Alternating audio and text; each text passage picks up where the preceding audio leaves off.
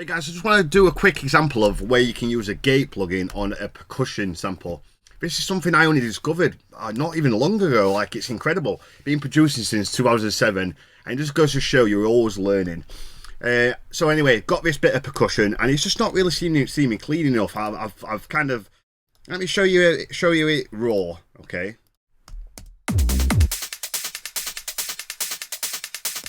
Now that is going through to the percussion bus, and on there there's the LFO tool, which is just set to very minor, like a tiny bit of side chaining, and then on there we've got a little bit of reverb and a tiny bit of distortion, so it's not really doing that much.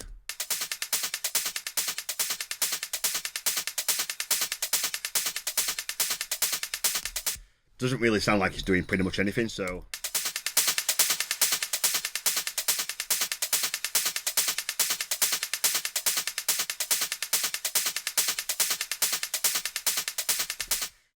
It's so subtle, it is unbelievable. My years of producing for 17 years can just about hear it when you take them off. The reverb just adds a bit of life. The distortion just adds a tiny bit of pop. Like, I'm talking just a tiny bit.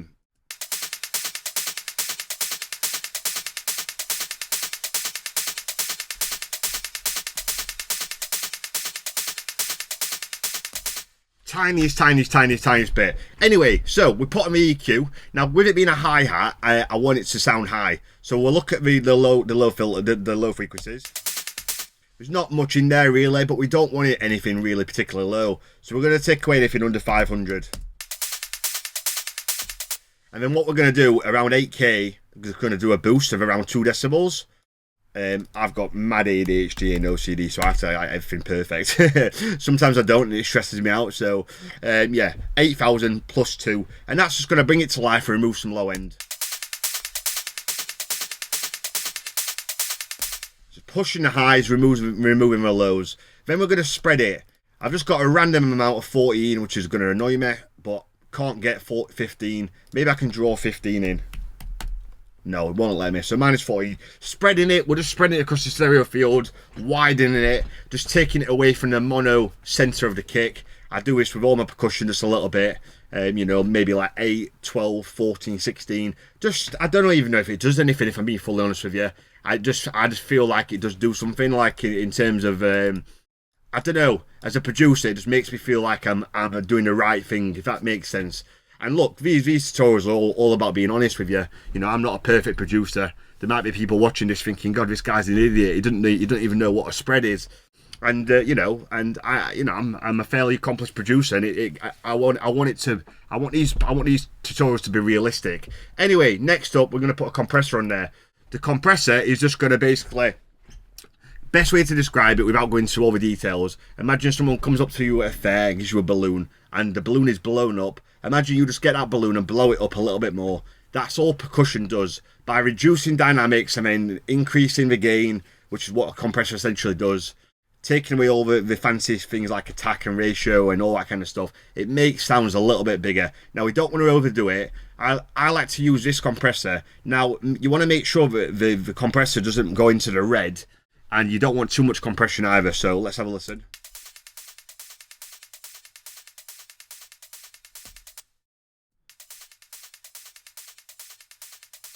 So it's jumping around about minus 3-ish. Sure, it goes a bit higher, but minus 5, there you go. It tells us exactly where.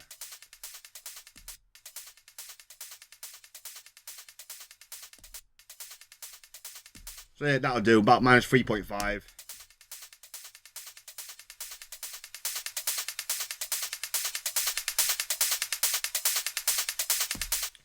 Now, it's doing that because I've not got this Novelty character on there, so we might need to adjust this in a little bit. But yeah, so the compression just makes it a little bit bigger.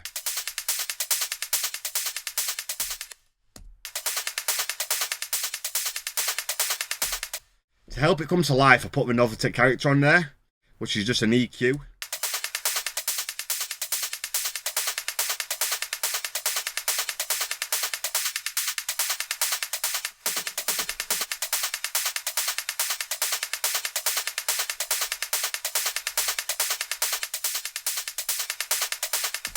And that's where I had it. So far this is what it was sounding like.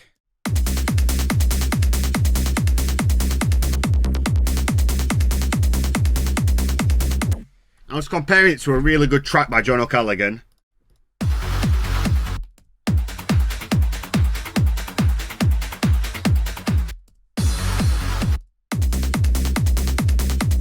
I just thought, you know what, it just sounds a bit messy. So I thought, oh, I know, I'll go and add a noise gate.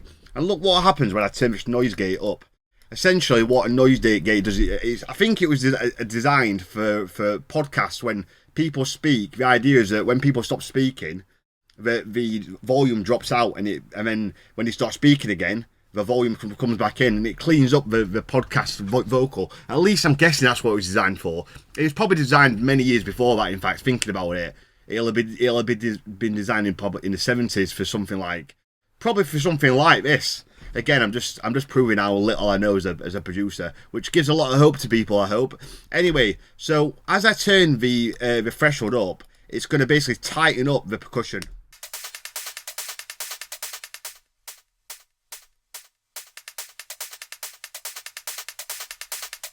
And -10 is incredible.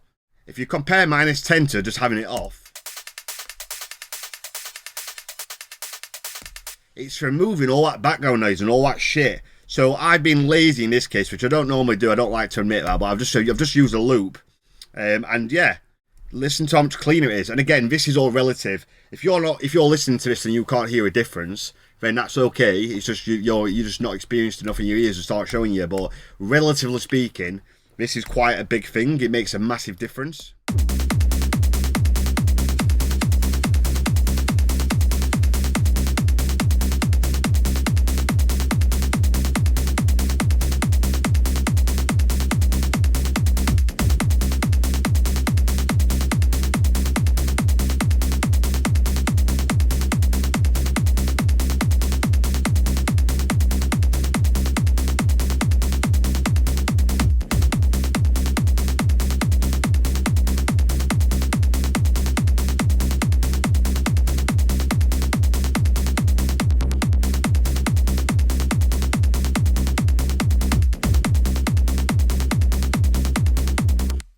And there you go, and that's how you can use a noise gate and a little bit of how I process my percussion. So I hope that video helped you. If you want any information or questions about this tutorial or anything to do with my one-to-one lessons, you can drop me an email at tutorials@themelistdj.com.